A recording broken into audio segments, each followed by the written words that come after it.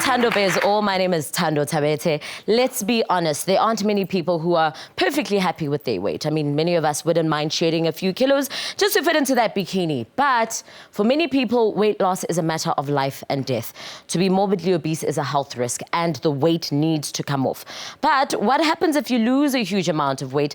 There's still something that stays behind: excess skin. My guest slowly picked up weight after high school and reached 128 kilograms. Only after she addressed the issue, she lost an astonishing 50 kilograms. Please welcome Nikki Balsek. Hi, Nikki. Hi. Welcome to the show. Good to have you. Congratulations on the weight loss. Thank you. Did your life change dramatically after you lost the weight?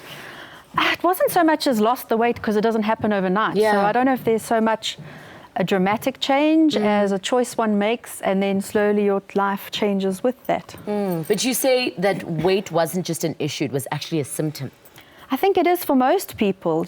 You're sad because you're fat. You're fat because you're sad. Yeah. I realized that I could be a supermodel overnight, and it wouldn't make any difference to how I felt about where I was in life, where I was going, and that sort of thing. Yeah, because when you were younger, you kind of had issues. You were smaller, but still had issues with your body image, correct? In school, I was always in all the first teams of all the sports things and did all of that. And looking back, if I look at photographs, I was skinny and I was healthy, but never felt that way then. Always there was a disconjoint between the way I looked and the way I felt. So I think that's something that's always been there. It's still there. So what did you do about it? I think for me, I realized it wasn't going to be a case of just lose the weight. Yeah. So I first started seeing a therapist, who I fondly call my shrink, as she helped me shrink, and started there first, trying to figure out why and how and all of that, and then slowly started looking at the way I was eating and the way I was exercising or not exercising. And slowly that all sort of came together. Eventually I did join Weight Watchers as well. I think it was a program that worked for me because I'm a people pleaser. So having someone holding me accountable once a week was good motivation. But it definitely wasn't just one thing. It's a case of a lifestyle change, the way you live, the way you value yourself, what you eat. Well, you managed to overcome all of that, but excess skin was an issue. Yeah, I think it's deceptive. You don't really realize how big an impact it could have. And you're not going to until you finish losing the weight. Yeah. And you can genuinely find that by the time you've finished being slimmer, it looks more unattractive with all the excess what was I skin doing to begin with? than with the weight. Okay, we'll get more into how you dealt with that. Let's introduce my second guest. She had gastric bypass surgery 5 years ago after trying almost every weight loss program. Before the surgery, she was 160 kilograms, and today she's 50 kilograms lighter. Please welcome Leonie Pretorius. Hi, Leonie, welcome. Hello. Welcome to the show. Thank you. Congratulations. Thank you. How has your life changed since? I think the biggest part is obviously I'm a lot slimmer. I can go into any shop now to buy. Doesn't have to be specifically from the bigger stores that sell for the bigger ladies. And also I think you become a lot more assertive, which probably previously you were, but now if you want to say no, you say no. You don't have to please people anymore. It's okay if you can say no. You don't worry about that. Before the weight loss, do you find that you almost lied to yourself? Yes. Yeah. Yes. I think I would look in the mirror and say, size 10. Yeah. Go into the shop and say, okay, this will fit, and then come home, oh no, it doesn't fit. And then it's like, okay, so grab the chocolate, let's have another chocolate, just to feel better about ourselves kind of thing, because we weren't feeling better about ourselves. And did you also find, like she did, that it was dealing with what's on the inside before on the outside? Yes, most definitely. With the weight loss surgery, it's a whole barrage of things that you have to do. So you have to see a therapist, you have to see a dietitian, and obviously see the endocrinologist and the surgeon at the end of the day. But it's a whole path that they work with you that you need to understand, because you need to understand, why am I this unhappy and why am I eating, why am I doing all of these things? And yes, it most definitely did help. And before the gastric surgery, you Yes. have to weigh a certain You have amount, to drop. right? Yeah, you have to. Let's say I started off with 165, and at the time of my surgery, I weighed 150. So I had dropped the 10% that Okay. you needed to drop, because they want to see that you can actually. And that it's something you really want. Yes, and you also have to prove to yourself that although this is a quick thing, because the weight loss is drastic and quickly, but you have to be able to work at it and maintain at it. So you have to do the work. No one else is going to do it for you. And other than the actual weight loss, how has your life changed?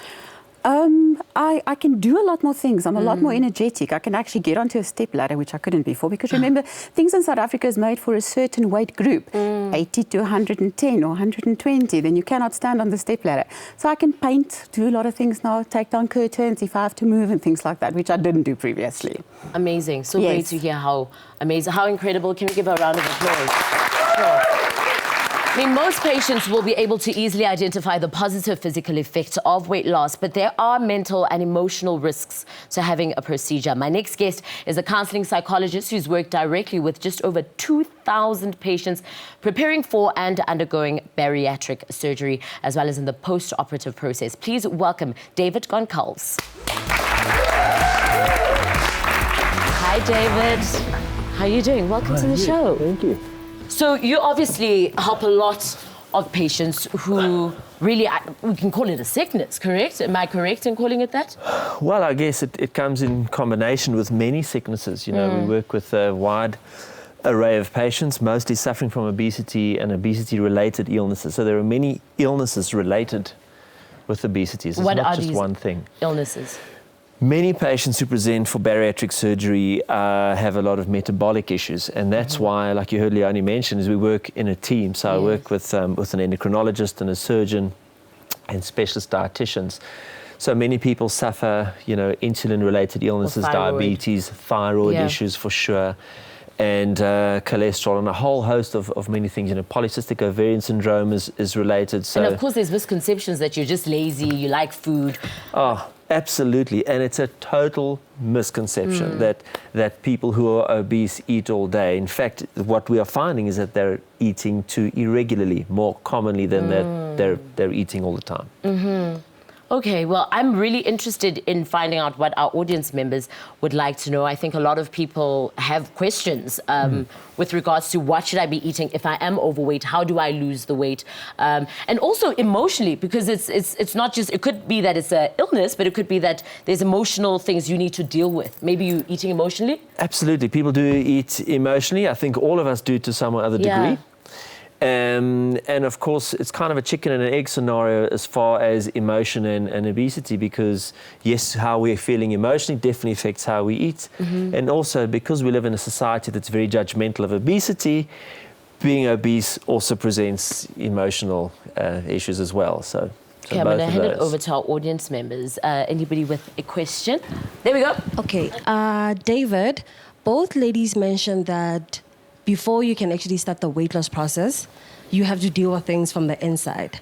What are the most common reasons that you hear from your patients for their weight gain to begin with?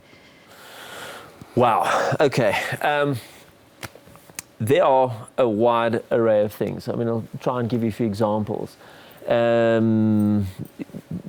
A small percentage of our patients, slightly higher than the general population, but still a low percentage in our group, for example, have had histories of sexual abuse. So nobody, you know, deliberately eats because they've had a sexual abuse history, but obesity does, in a way, for a small percentage of our patients, but it's one of the issues. Obesity protects you from sexual things. So for some patients, it doesn't mean they like to be obese, but that is, for example, one thing that we have to begin to deal with, because we have had it where people do lose weight, they have the surgery, they lose weight successfully, and then suddenly it's very, very complex for them to be in a relationship, because a lot of those issues haven't been sorted out yet. So it's very important to begin to understand that. Also, people tend to have food issues, maybe, depending on how they grew up. So people who grew up in, for example, very impoverished environments, and suddenly now have access to funds and money or resources, will sometimes then overcompensate and make very, very bad decisions, because now I can have things that I used to look at the window through. So it can be a whole host of things. Genetics plays a role. nobody's genetically obese, but people genetically either can gain weight more easily than others. So we have to look at all of that stuff, not just the psychological element, but also physiologically as well. So some people think that people can get addicted to food. Can you be addicted to food? No, you can't be addicted to sugar either. It's actually a bit of a bugbear now. My colleague, who's a professor in endocrinology, you know, when people ask her about sugar addiction, I can see she wants to throw something at them in her mind, because we can't be addicted to food like you can be addicted to, you know, nicotine or drugs or even alcohol. You can be physically addicted to.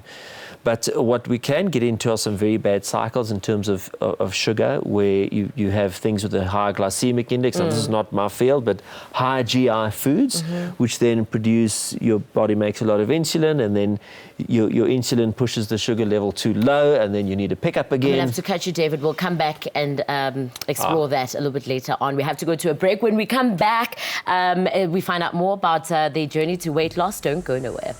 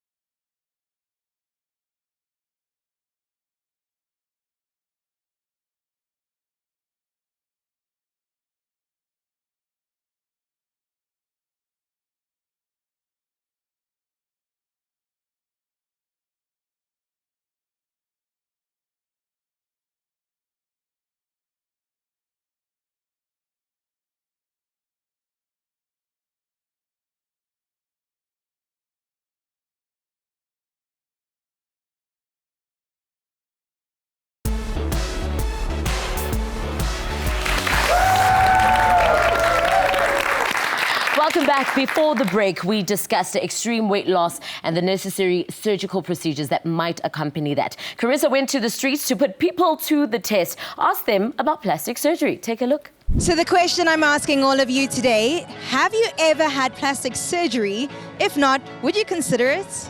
No, I've never had plastic surgery. I wouldn't consider it, no. Why not? I just feel like it changes who you are. Yeah. So not a boob job, a lip job? No, I wouldn't. You're enough. You're enough. No, I think it's unnecessary. I think you could actually enjoy being who you are and be happy within your skin. Have you ever had cosmetic surgery? And if not, would you consider it? I haven't, but I definitely would. I think if there's something that you're really insecure about, why not? I mean, it's your choice. You control how you look, and if you can better yourself, why not? Have you ever had plastic surgery done? Not yet. Not yet. Okay, so what would you do if you were to go under the knife? Get rid of my chin, and I'd like to have flat ears. Flat ears? I've got this horrible flying ears, and it never put my hair up. Dumbo made it far. I mean, why not, right? Yes, definitely. I've never had plastic surgery, and I do not see myself having any anytime soon. Why not? Because I think it's important to just feel content with who you are and the way you were made. And sometimes you find that you're better off with your flaws than trying to fix anything.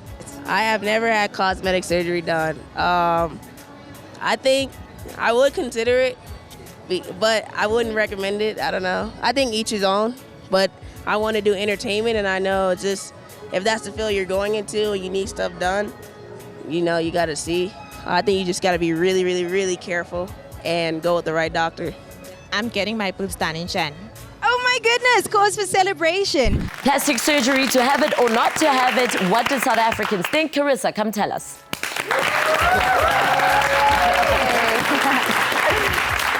So obviously still a very touchy subject for South Africans. What was the general consensus? It was a tough one. I don't know if we breed people differently here or if they're just not kind of exposed to the options that they might have.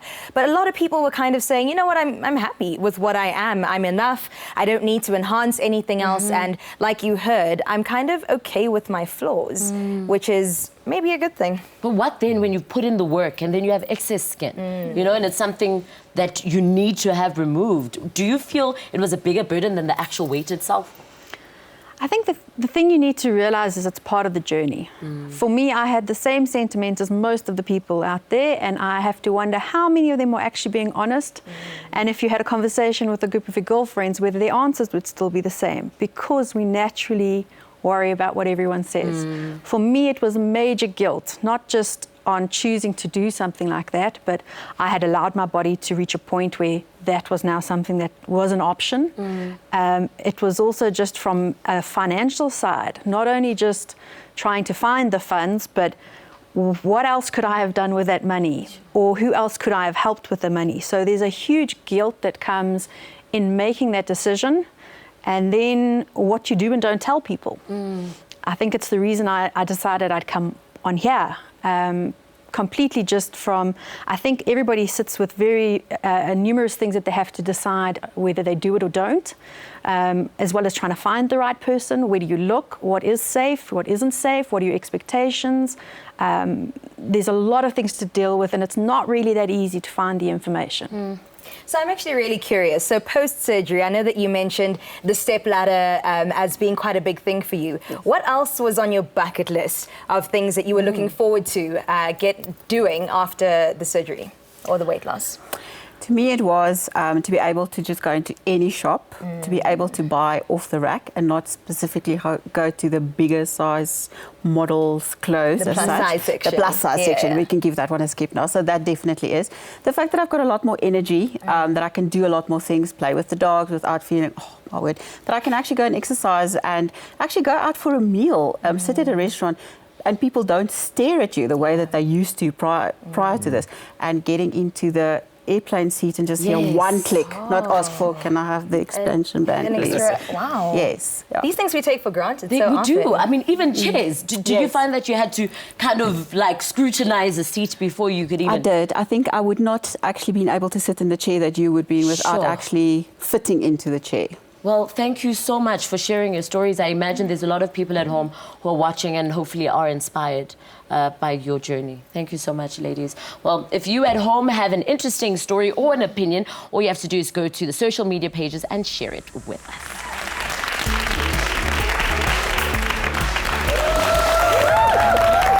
Next up is a singer and guitarist who stole the hearts of South Africans in 2015 when he participated in SA's Got Talent. Please welcome Will Race. Hi, Will, what an honor. First and foremost, you wrote a song in honor of your mother and all the women who raised kids. Yes, yeah. So my mom raised 5 kids on her own. Wow. And sometime during this year, I was just thinking about the struggles she's been through, and I decided to write a song in her honor. And what did she think? She loved it. Actually, she had it once, I think. Yeah, it was a women's show, Women's Day, actually. I played it for her. I took her to an event that I was invited for, and I sang it for her in front of all the other women. So it was incredible. So much pressure. Now we feel like we're not doing enough for our mothers. Oh, my God. I'm sure y'all are doing it. I hope we are. Anyway, so you took part in SA's Got Talent. How did that change your life? Yeah, so I got a lot of exposure. I got an opportunity to be signed on a major label, to a major label. And yeah, so now and then when I perform shows, people recognize me, which is cool. Everybody likes to And in the streets, recognize. I'm sure. And in the streets, which is weird sometimes, but yeah. Well, you're busy recording an EP, right? Yeah, I'll be working on that right now when I go away. So I'll be taking a break, writing. It's going to be a soulful EP, totally different from what I've been doing. Yeah. So romantic, is that what we're going for? More thoughtful. More thoughtful, all right, okay. Well, awesome to have you on the show. That unfortunately brings us to the end of another amazing episode. Thank you to everyone for their insights and their incredible stories. Remember that there are always options if you want to do something, even losing weight. And now it's time for Will to grace us with his song. It's titled Women. Till next time, bye.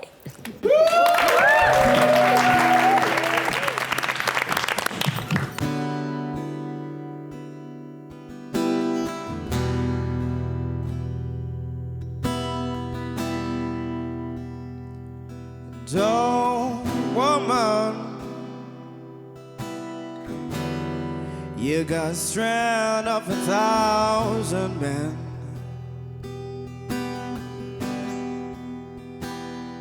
And oh, woman, bruised knees from the prayers that kept me going.